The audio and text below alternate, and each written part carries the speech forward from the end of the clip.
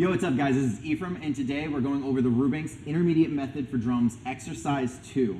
So if you're a beginner who hasn't gone through this material before, or you're a teacher who's just looking for a second opinion before they teach your students, this is for you. So without further ado, welcome to Soundplay.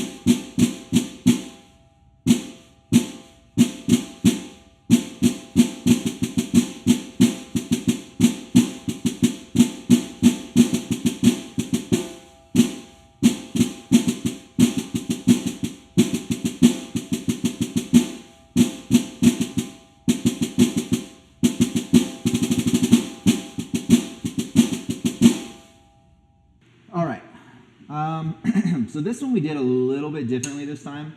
I remember when I used to take like a handful of lessons when I was younger. I really didn't take too many. But sometimes the teacher would actually just run through the entire solo, and to be honest, though I'm maybe trying to sound justified a little bit too much, we were running a little bit low on time today. So I did just kind of run through this solo. We didn't really do any of the repeats, but this one is pretty basic, so a little more complicated than exercise 1, but still not that complicated. And if your student's pretty much running through this as is, moving them on to exercise 3 shouldn't really be an issue. So that being said, there's a few things I did want to tackle on this. So from the first thing, I think from measure 6 to measure 7, again, this kind of goes back, I can't remember if we covered it in the first one or not.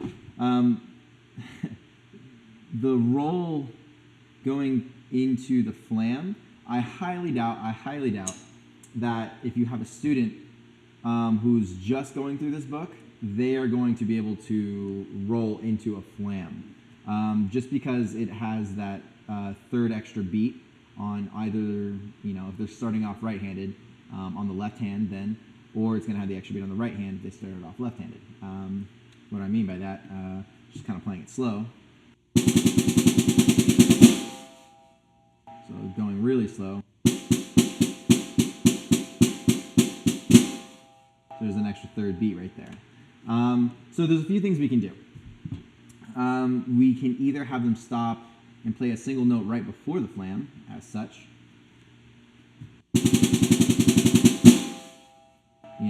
In that case, it'd either be like a 16th note or an 8th note, depending on how you want to teach it. Maybe you've got a different reason for that. Or you could just have them skip the flam. There's plenty of flams in this piece.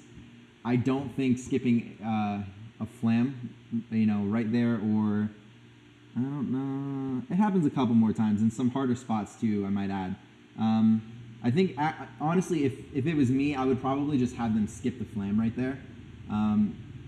Especially going into some of those, it's like at the end of the piece, I see one right off the bat, 3 measures in, where it's flam, it's an 8th note flam going into a quarter note roll into another 8th note flam. So their timing's probably already a little off sync with reading that, and the flam at the end probably isn't going to make it any better.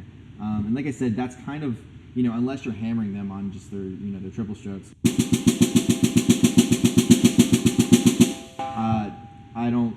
I I don't think it's that big of a deal just to kind of have them like move over the flam. So just being like, you know, or that one, not too big of an issue. And let's see. There are kind of like different ways to practice this, and I'll notate it out in the bottom. So just kind of to give you an idea of this. So going based off of like let's just say the last 2 beats, so the last half note roll on measure 7. Of measure 6. So the last half note roll of measure 6 going into measure 7. And like I said, I'll notate this at the bottom so you can see it a little bit better. Just for reference in case you don't have a teacher and you're just watching this video and trying to comprehend what I'm saying. I'll go slow too.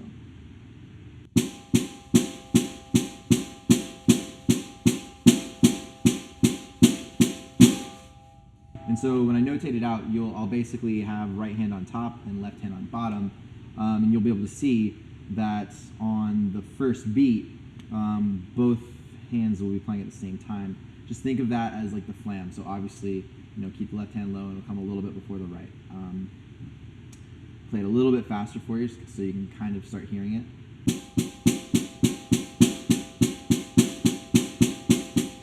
A little faster. Faster.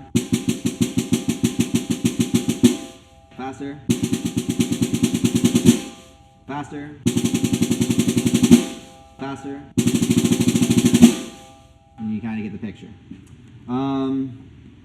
Also, too, another spot I thought might become an issue would be, let's see what measures that, 27? Yeah, 27. So 27, where you start having those flam 16th notes. That's something, at least, I tend to see even more like intermediate players having an issue playing those fast. So just from experience, I mean, even I did initially. I think just from experience, I might want to try to hammer those out a little bit more and have my student kind of focus on doing those right-handed and left-handed.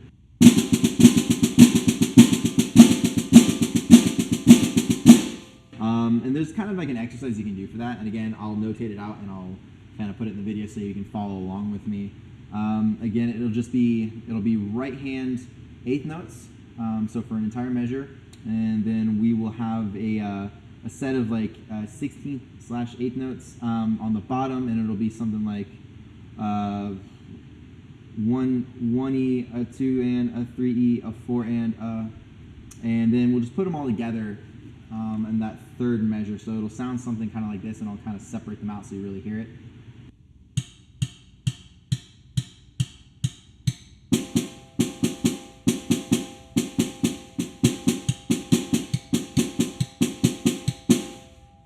So when you put those together, if we play it all on the snare drum,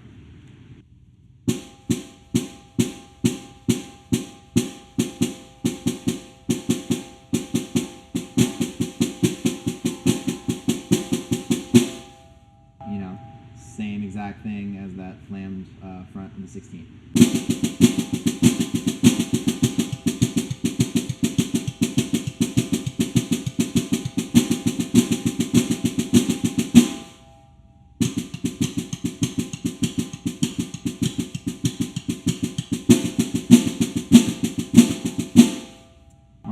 Not too crazy, not too hard. And then let's see, what else? Oh, another spot, I don't know if, I don't know, see, this is one of these weird things. You do sometimes find mistakes in books, and so I did just want to point this out. I believe 46 is supposed to be written the exact same as 45. No, yeah, see, I was going to say unless that 8th note in the 8th note rest, in the bass drum was supposed to kind of like fill in that little like rest gap, but it's the exact same on 45. So that's just a mistake. If you're a student and you don't, again, if you don't have like a teacher and you're kind of just watching this as like a reference, don't freak out. It was just, sometimes it happens. People make mistakes. And let's see.